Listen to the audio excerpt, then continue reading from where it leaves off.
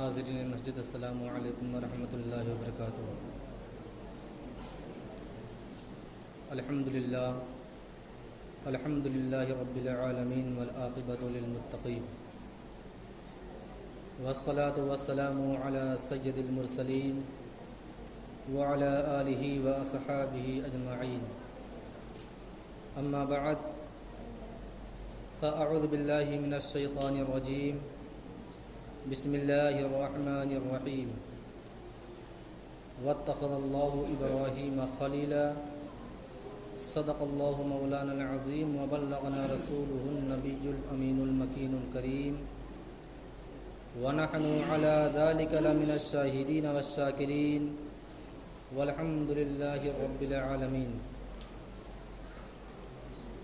محترم سامعین، آئیے کچھ عرض و معروض سے قبل آقائے نامدار، مدینے کے تاجدار، جناب روح فدا محمد عربی صلی اللہ تعالی علیہ وسلم کی بارگاہ بے کس پناہ میں درود و سلام کی ڈالی نشاور کریں اور پڑھیں بآواز بلند، اللہم صلی علی سیدنا شفیعنا حبیبنا کریمنا مولانا محمد مبارک وسلم، صلاۃ و سلام علیک یا رسول اللہ صلی اللہ تعالی علیہ وسلم۔ محترم سامعین، حضرت ابراہیم علیہ الصلاۃ والتسلیم کی سیرت طیبہ، آپ کی زندگی کے مختصر حالات بتائے جا رہے ہیں۔ پچھلے جمعہ کو آپ کے بچپن کے حالات، آپ کی پیدائش کے تعلق سے جو باتیں پیش آئیں وہ بتایا گیا۔ حضرت ابراہیم علیہ نبینا علیہ الصلاۃ والتسلیم کی عمر مبارک تقریباً جب 7 برس کی ہوئی تو چونکہ آپ بستی سے، آپ شہر سے، آپ اپنے گھر سے دور ایک غار میں پرورش پا رہے تھے، اللہ تبارک و تعالیٰ کی حکمت تھی اور مصلحت خداوندی تھی کہ آپ کو اللہ تبارک و تعالیٰ نے ایسی جگہیں آپ کی پیدائش فرمائی اور آپ تقریباً 7 سال تک اسی غار میں رہے۔ اور جب آپ کی والدہ ماجدہ آپ سے ملاقات کرنے آتی اور جب دیکھا کہ میرا بیٹا 7 سال کا ہو چکا ہے تو اپنے شوہر کو اس بات کی اطلاع دی کہ آپ کا بیٹا اب بڑا ہو چکا ہے، اس کو کیوں نہ اب گھر لایا جائے، شہر میں لایا جائے۔ آپ کے والد اس غار کے پاس جاتے ہیں اور بیٹے اور باپ کی محبت، آپ کی شفقت قریب آتی ہے اور آپ اپنے بیٹے کو اپنے گھر لے آتے ہیں۔ حضرت ابراہیم علیہ نبینا علیہ الصلاۃ والتسلیم کی عمر مبارک ابھی بہت ہی کم ہے، لیکن اللہ تبارک و تعالیٰ نے آپ کو جو ذہین و فطین، جو ذہانت، جو عقل عطا فرمائی تھی، بڑے بڑے لوگوں کو ایسی عقل نہیں آتی۔ حضرت ابراہیم علیہ نبینا علیہ الصلاۃ والتسلیم کے گھر کا حال یہ تھا کہ آپ کے گھر میں کاروبار ہوتا تھا، آپ کے والد بھی کرتے تھے، آپ کے چچا اور آپ کے چچا زاد بھائی بھی کاروبار کرتے تھے، لیکن کیسا کاروبار؟ وہ ایسا کاروبار تھا کہ پتھر کے تراشے ہوئے بت کو بازاروں میں فروخت کیا کرتے تھے، مٹی سے بت کو بناتے تھے اور بازاروں میں اس کو بیچا کرتے تھے۔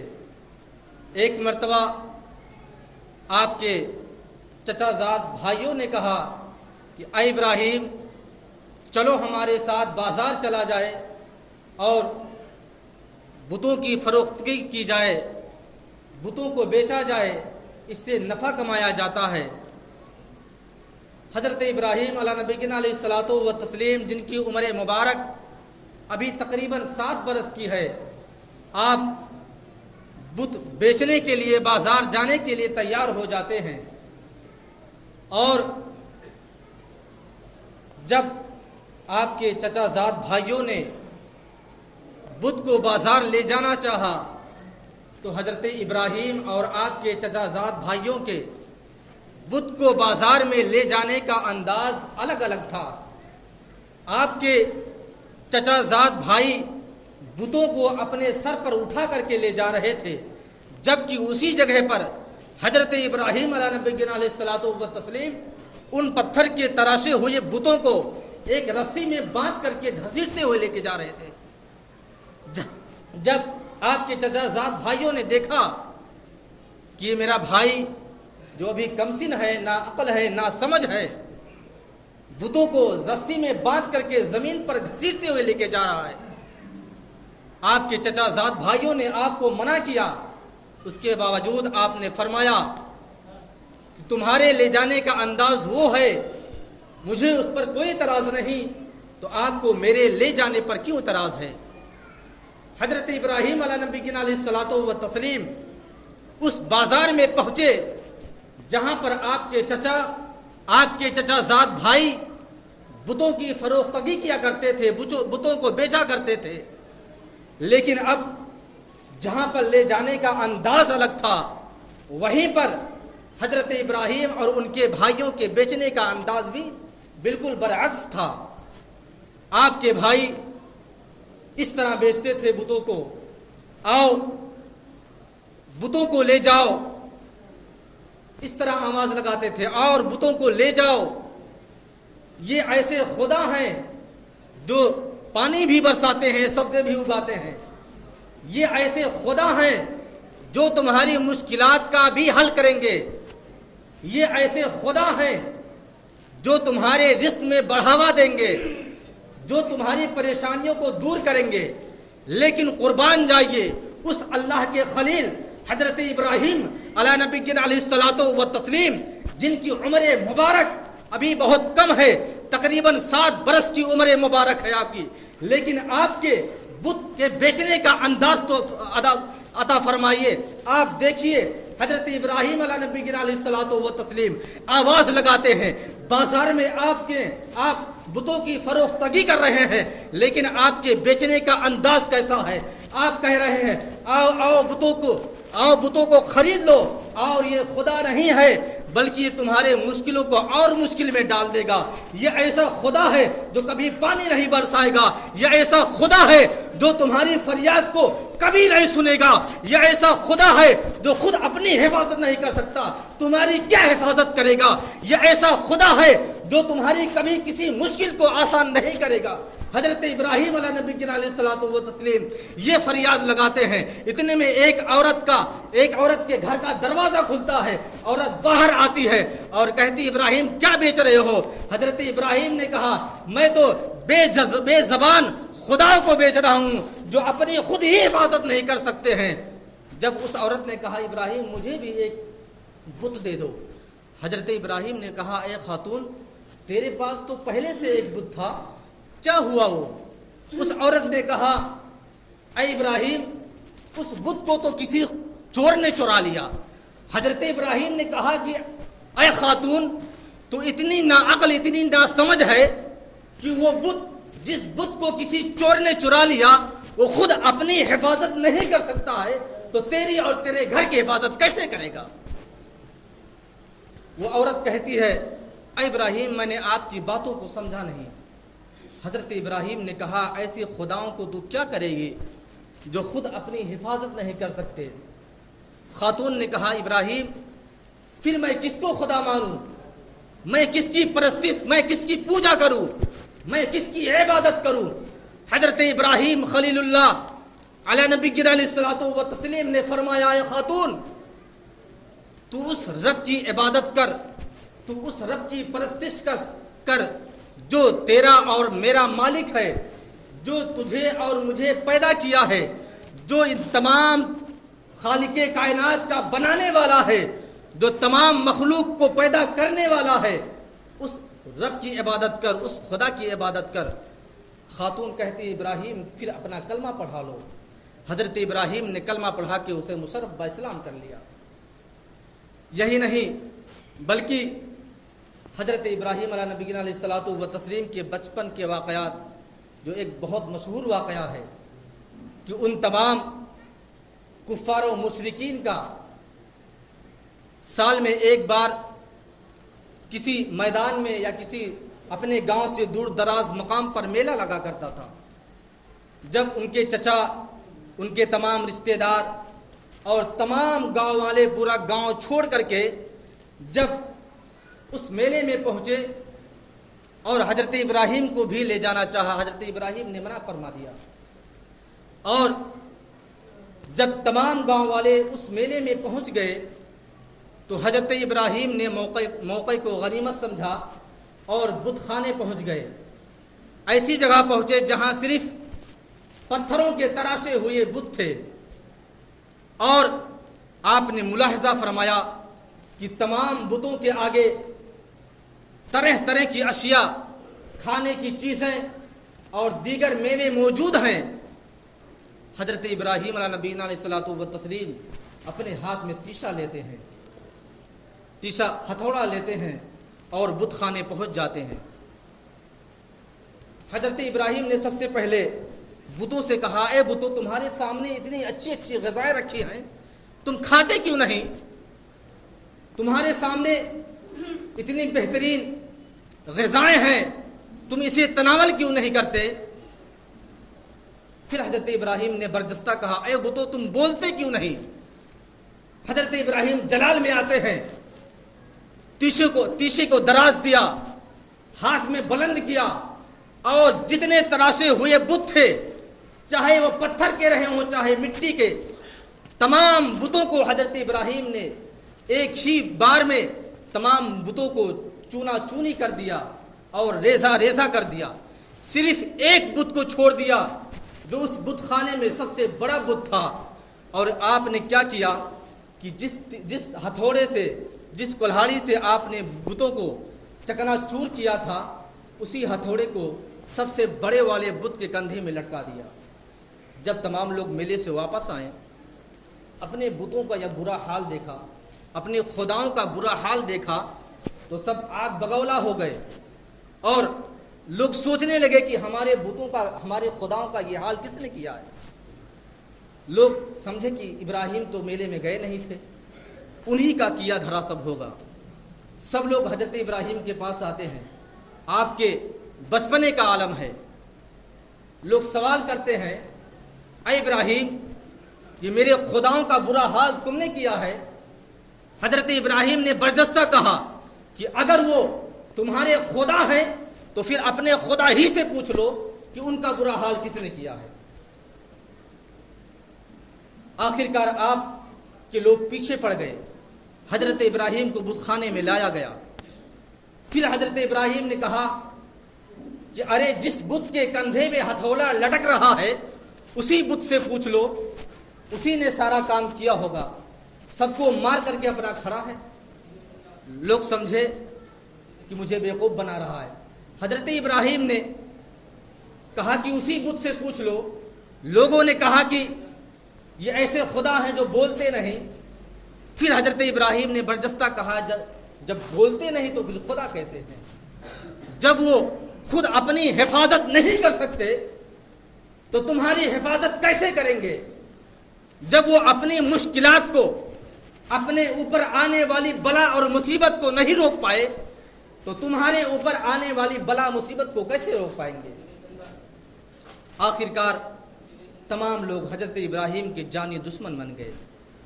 زمانہ گزرتا رہا، سال گزرتے رہے۔ ایک وقت ایسا بھی آیا کہ حضرت ابراہیم علیہ نبینا علیہ الصلوۃ والتسلیم کو نمرود کے سامنے پیش کیا گیا۔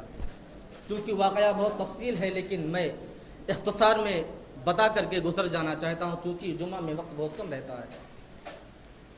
وقت ایسا بھی آیا کہ حضرت ابراہیم کو نمرود کے سامنے پیش کیا گیا، اور جبکہ اللہ تبارک و تعالیٰ نے حضرت ابراہیم کو ایسے دور میں پیدا فرمایا تھا کہ پوری دنیا میں کوئی اسلام کا نام لیوا نہ تھا، اللہ تبارک و تعالیٰ کی وحدانیت کا کوئی اقرار کرنے والا نہ تھا۔ ایسے دور میں اللہ تبارک و تعالیٰ نے کفار کے دلدل میں ان کے گھرانے میں اللہ تبارک و تعالیٰ نے آپ کی پیدائش فرمائی تھی۔ تنہا تنہا آپ پوری دنیا میں اکیلے ایک مسلمان ہو کے سارے کفار سے لڑنے والے تھے۔ آخر کار جب نمرود کو اس بات کا پتہ چلا تو نمرود نے حضرت ابراہیم کو اپنے دربار میں طلب کیا اور کہا کہ تم میرے علاوہ کس کو خدا مانتے ہو؟ حضرت ابراہیم نے برجستہ کہا کہ میرا رب وہ ہے جو زندوں کو مارتا ہے اور مردے کو جلاتا ہے۔ نمرود نے موقع جانا، ایک ایسے قیدی کو بلا لیا جس کو پھانسی ہونے والی تھی، اس کو آزاد کر دیا، اور ایک ایسے قیدی کو بلا لیا جس کی ضمانت تھی، اس کو پھانسی دے دیا۔ کہا میں خدا ہوں، میں بھی تو مردے کو جلاتا ہوں اور جینے والے کو مار دیتا ہوں۔ پھر حضرت ابراہیم نے برجستہ کہا میرا رب وہ رب ہے جو پورب سے سورج نکالتا ہے اور مغرب میں ڈباتا ہے، اگر تو خدا ہے تو مغرب سے نکال دے، مشرق میں ڈبا دے۔ پھر وہ نمرود ہکا بکا رہ گیا، اس کے پاس کوئی الفاظ نہ تھے۔ آخر کار زمانے کی عادت ہوتی ہے، لوگوں کا مشغلہ ہوتا ہے کہ لوگوں کے پاس جب کسی چیز کا ثبوت نہیں ہوتا تو مارنے اور قتل کرنے پر آمادہ ہو جاتے ہیں۔ آج کا بھی وہی حال ہے، جب لوگ کسی چیز سے مقابلہ نہیں کر سکتے تو مارنے اور قتل کرنے پر آمادہ ہو جاتے ہیں۔ حضرت ابراہیم علیہ نبی علیہ الصلوۃ والتسلیم کے ساتھ بھی یہی ہوا۔ جب نمرود نے جانا کہ ابراہیم کو کسی طرح روکا نہیں جا سکتا ہے، اسلام پھیلتا چلا جا رہا ہے، تو پھر نمرود نے اعلان کیا کہ کوئی ایسا آتش کدا تیار کیا جائے جس میں ابراہیم کو جلا دیا جائے، ان کو جلا کر کے بالکل راکھ کر دیا جائے۔ یہاں تک کہ تقریباً 80 گز چوڑا، 80 گز لمبا اور 40 گز چوڑائی کا ایک آتش کدا تیار کیا گیا۔ اس میں سالوں تک لکڑیاں جمع ہوتی رہیں، لوگ لکڑیوں کو بھرتے رہے۔ آخر کار جب وہ آتش کدا بھر گیا تو اس میں آگ لگا دی گئی۔ کیوں لگائی گئی؟ حضرت ابراہیم علیہ نبی علیہ الصلوۃ والتسلیم کو اس آگ میں ڈالنے کے لیے۔ لیکن آگ کے ڈالنے کا واقعہ بہت ہی حیرت انگیز ہے۔ جب آگ کے شعلے آسمان سے باتیں کرنے لگے، جب اس آگ کے شعلے بلند ہو گئے، ایسے بلند ہوئے کہ کوئی پرندہ اس کے اوپر سے یا اس کے ارد گرد بھی اڑ نہیں سکتا تھا۔ تقریباً 1 میل تک اس کی آنچ، اس کی لو آتی تھی۔ لیکن جب حضرت ابراہیم کو اس میں ڈالنے کی بات آئی تو پھر لوگوں کی عقلیں جواب دے گئی کہ ابراہیم کو ڈالا کیسے جائے، کیونکہ وہ آگ ایسی آگ ہے کہ اس کے قریب سے بھی گزرا نہیں جا سکتا ہے، تو پھر ابراہیم کو کیسے پھینکا جائے۔ ایک کافر کھڑا ہو گیا اور کہا کہ میں ایک ایسا توپ بناؤں گا، ایک ایسی منجنیق بناؤں گا کہ جس میں ابراہیم کو رکھ کر کے اس میں سے دور دراز کے مقام سے بھی اس آگ میں پھینکا جا سکتا ہے۔ آج اسی منجنیق کو توپ کہا جاتا ہے، اسی زمانے میں لوگوں نے تیار کیا تھا۔ سب سے پہلے حضرت ابراہیم کو مارنے کے لیے اس منجنیق کو تیار کیا گیا تھا۔ حضرت ابراہیم کو منجنیق میں جب پکڑ کر کے رسیوں میں جکڑ کر کے رکھا گیا اور جب اس منجنیق کو توپ کی طرح چھوڑا گیا، حضرت ابراہیم آگ اور توپ کے درمیان ہیں۔ حضرت ابراہیم خلیل اللہ علیہ الصلوۃ والتسلیم آگ میں پہنچنے والے تھے۔ آسمان پر شور و غل مچ گیا، حوریں فریاد کرنے لگی مولا تعالیٰ کیسا کرشمہ ہے۔ فرشتے عرض کرنے لگے مولا تعالیٰ تیرے خلیل کے ساتھ یہ کیا ہونے جا رہا ہے۔ اللہ تبارک و تعالیٰ کی مصلحت تھی، خداوندی کی اللہ تبارک و تعالیٰ تمام چیزوں کو مشاہدہ کر رہا تھا. وہ فرشتہ آیا جو پانی پر قادر تھا، جس کی ڈیوٹی پانی برسانے پر لگی تھی. فرشتہ آیا، کہا ابراہیم کوئی حاجت ہو تو بتاؤ، اگر آپ حکم فرما دے تو میں ایسی بارش برسا دوں کہ آگ کے شعلے کیا اس کی راکھ کی بھی پتہ نہ چلے گا. دوسرا فرشتہ آیا حضرت ابراہیم کے پاس، ہوا والا فرشتہ آیا، کہا ابراہیم آپ حکم فرما دیں تو ہواؤں کا ایسا جھونکا چلا دوں کہ آگ کا نام و نشان مٹ جائے گا. تمام فرشتے شور و غل کرنے لگے، مولا تعالیٰ ابراہیم تیرا خلیل ہے، آگ میں جا رہا ہے. اے مولا تعالیٰ تو کچھ نہیں کر رہا اپنے خلیل کے لیے. حضرت جبرائیل نے اپنے نشے من کو چھوڑا، فوراً آئے، کہا ابراہیم حل لک حاجت یا ابراہیم، کوئی حاجت ہو تو بتاؤ. حضرت ابراہیم نے کہا کوئی وجہ نہیں، کوئی دقت نہیں ہے. حضرت جبرائیل نے کہا کہ آپ آگ میں پہنچنے والے ہیں. حضرت ابراہیم نے کہا ابراہیم بالکل دیکھ رہا، مشاہدہ کر رہا کہ میں آگ میں جانے والا ہوں. پھر حضرت جبرائیل نے کہا کہ اگر مجھ سے مدد نہیں مانگتے تو اپنے رب ہی سے مانگ لو. حضرت ابراہیم نے کہا کہ میرا رب تو دیکھ رہا، میں رب سے کیا مانگ لوں. وہ جبرائیل جو وحی الہی لے کر آئے تو حضرت ابراہیم لے اور جب وہی جبرائیل مدد الہی لے کر آئے تو انکار کر دیا. آخر کار ابراہیم کے انکار کرنے کی وجہ کیا تھی؟ ابراہیم اتنا اطمینان سے کیوں رہے، اتنا مطمئن کیوں ہیں؟ ایسے آگ میں جانے والے ہیں جو آگ سیکنڈوں میں آگ کو جلا کے رکھ دے گی.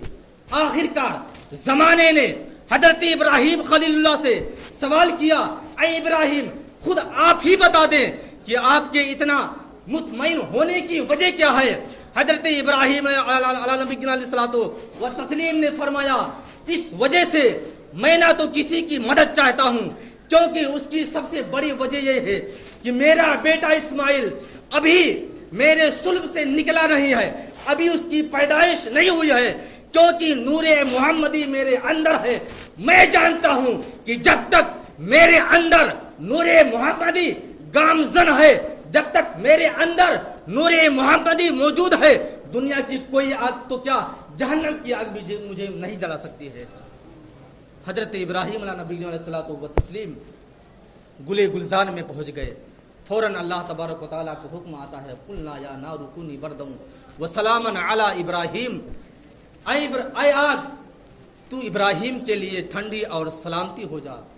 بتایا جاتا ہے کہ اس زمانے میں پوری دنیا میں جہاں جہاں پر آگ لگی تھی تمام آگ سرد اور ٹھنڈی ہو گئی، کیونکہ ہر آگ نے سوچا کہ شاید اللہ تبارک و تعالیٰ کا فرمان میرے لیے آیا ہو. پھر دوسری آگ نے سوچا شاید اللہ تبارک و تعالیٰ کا فرمان میرے لیے آیا ہو. اس وجہ سے پوری دنیا میں جہاں جہاں آگ جل رہی تھی تمام آگ ٹھنڈی ہو گئی. اللہ تبارک و تعالیٰ کی بارگاہ میں دعا ہے کہ اللہ تبارک و تعالیٰ ہم تمامی مسلمانوں کو نیک بنائے، ایک بنائے، صراط مستقیم پر چلنے کی توفیق و رفیق عطا فرمائے. وآخر دعوانا الحمدللہ رب العالمین. السلام علیکم.